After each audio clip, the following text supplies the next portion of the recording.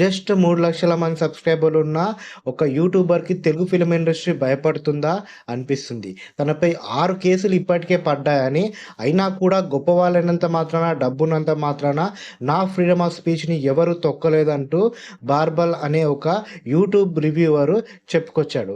And ఈ బార్బల్ issue నుంచి కొత్తగా యూట్యూబ్‌లోకి వచ్చే వాళ్ళు, యూట్యూబర్సు ఏం తెలుసుకోవాలి, ఏం నేర్చుకోవాలి అన్నది కూడా మనం ఈ వీడియోలో మాట్లాడుకుందాం ఫ్రెండ్స్.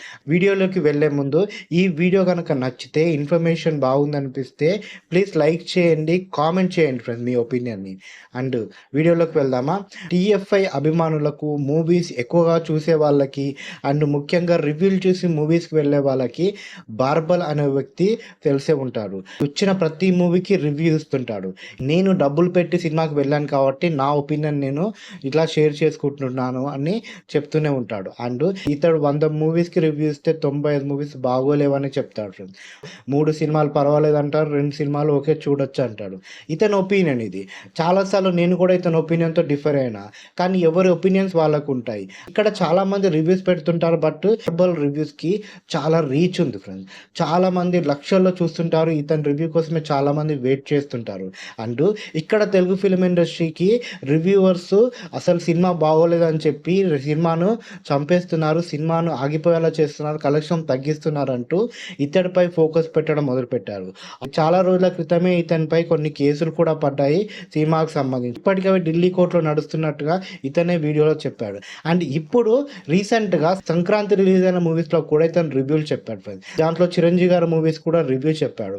అండ్ ఇక్కడ సంక్రాంతి రిలీజ్ అయిన మూవీస్ ఏం చేశాయంటే తెలుసా, బెంగళూరులో ఉన్న ఒక డిస్ట్రిబ్యూటర్తో అక్కడ సివిల్ కోర్టులో కొన్ని ఆర్డర్ తెప్పించుకుందంట. మా మూవీస్ సంబంధించిన ఎవరు రివ్యూస్ బ్యాడ్గా చెప్పకూడదు, క్రిటిసైజ్ చేయకూడదు, క్లిప్స్ వాడకూడదు అంటూ ఒక కోర్టు ఆర్డర్ తెప్పించుకున్నారంట. ఆ తర్వాత ఈ బార్బల్ వాటిపైన రివ్యూ చెప్పడంతో ఈ బార్బల్కి నోటీస్ వెళ్ళినట్టుగా అండ్ ఈ బార్బల్ చిరంజీవి సినిమాకి చెప్పిన రివ్యూని ఈ కోర్టు నోటీస్ ఉంది కాబట్టి ఆపేస్తున్నట్టుగా కొన్ని రోజులు హోల్డ్ చేసినట్టుగా అండ్ ఆ తర్వాత బెంగళూరులోని హైకోర్టుకు ఇతను వెళ్ళి రిట్ పిటిషన్ వేసి ఇతడు దానికి సంబంధించిన స్టేని తీసుకొచ్చాడనమాట.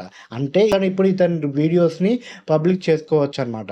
ఇక్కడ బార్బల్ ఏం చెప్తున్నాడంటే, ఇది నా ఫ్రీడమ్ ఆఫ్ స్పీచ్, మాట్లాడే హక్కు నాకు ఉంటుంది దేశంలో, నేను నాకు నచ్చినట్టుగా మాట్లాడతాను, ఎవరిని క్రిటిసైజ్ చేయను, ఎవరిని హర్ట్ చేయను, ఎవరిని దూషించను, ఎవరి గురించి బ్యాడ్గా చెప్పనంత వరకు నేను భయపడను, కోర్టులో ఎన్నొచ్చినా నేను పోరాడతాను అంటూ మాట్లాడాను ఫ్రెండ్స్. ఇక్కడ బార్బల్లో నాకు నచ్చింది ఏంటంటే, ఇతను నేను ఇది క్రౌడ్ ఫండింగ్ కోసం చేస్తున్న వీడియో కాదు, నా ఒపీనియన్స్ నేను షేర్ చేసుకున్నా కాబట్టి వీటికి సంబంధించిన ఎలాంటి కేసులైనా, ఎలాంటి డబ్బులైనా నేనే భరిస్తాను అన్నట్టుగా చెప్పుకొచ్చాడు.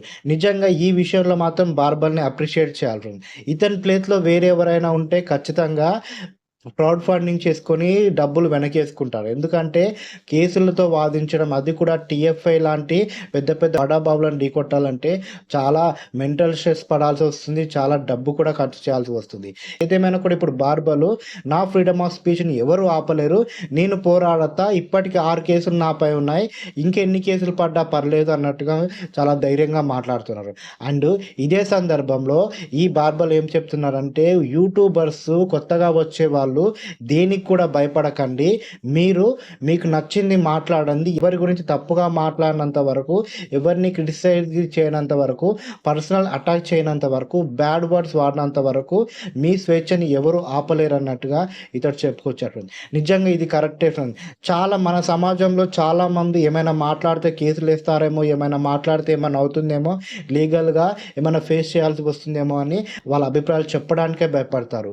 తప్పని తెలిసినప్పుడు ఆ విషయం గురించి మాట్లాడడమే మానేస్తారు, భయపడతారు.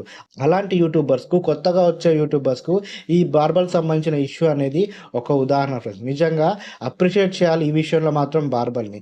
నిజంగా కొన్ని వందల కోట్లు, వేల కోట్లు సంపాదించిన మన తెలుగు ఫిలిం ఇండస్ట్రీ వాళ్ళు, ఎంతో కోట్లకు పడగలెత్తిన మన తెలుగు ఫిలిం ఇండస్ట్రీ వాళ్ళు ఎందుకు ఒక యూట్యూబర్ గురించి ఇంతలా వరి అవ్వడమో ఇంకా అర్థం అవడం లేదు.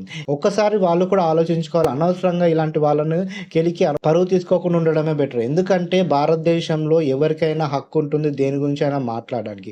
ఒక మూవీని నేను నా డబ్బులతో పెట్టి నేను వెళ్లి చూసినప్పుడు అండ్ ఆ మూవీ పబ్లిక్ అయినప్పుడు దానిపైన అభిప్రాయం చెప్పే హక్కు నాకుంటుంది. దాన్ని ఎవరు క్వెషన్ చేయలేరు. దీనికోసం నేను ఎంతవరకైనా వెళ్తాను అన్నట్టుగా బార్బల్ వ్యక్తిత్వం ఉంది. ఏదేమైనా కూడా ఈ బార్బల్ ఇష్యూ అనేది ప్రతి ఒక్క భారతీయుడికి అండ్ యూట్యూబ్లో ఏదైనా క్వెషన్ చేయాలనుకునే వాళ్ళకి ఒక ఇన్స్పిరేషన్ ఫ్రెండ్స్. ముందు ముందు ఈ బార్బల్ ఇష్యూలో ఏం జరుగుతుందో, ఎలాంటి తీర్పులు వస్తాయన్నది చూడాలి ఫ్రెండ్స్. అండ్ ఈ బార్బల్ ఇష్యూ గురించి మీరేమంటారు ఫ్రెండ్స్? ఇతను నడిచే దారి కరెక్టే అంటారా? మనలో చాలా మంది మన ఫ్రీడమ్ ఆఫ్ స్పీచ్ని మర్చిపోయారంటారా? మీ ఒపీనియన్ని కామెంట్ బాక్స్లో తెలియచేయండి. అండ్ మొదటిసారిగా మా ఛానల్కి వస్తే ప్లీజ్ మా ఛానల్ని సబ్స్క్రైబ్ చేసుకోండి, మమ్మల్ని సపోర్ట్ చేయండి. Thank you friends.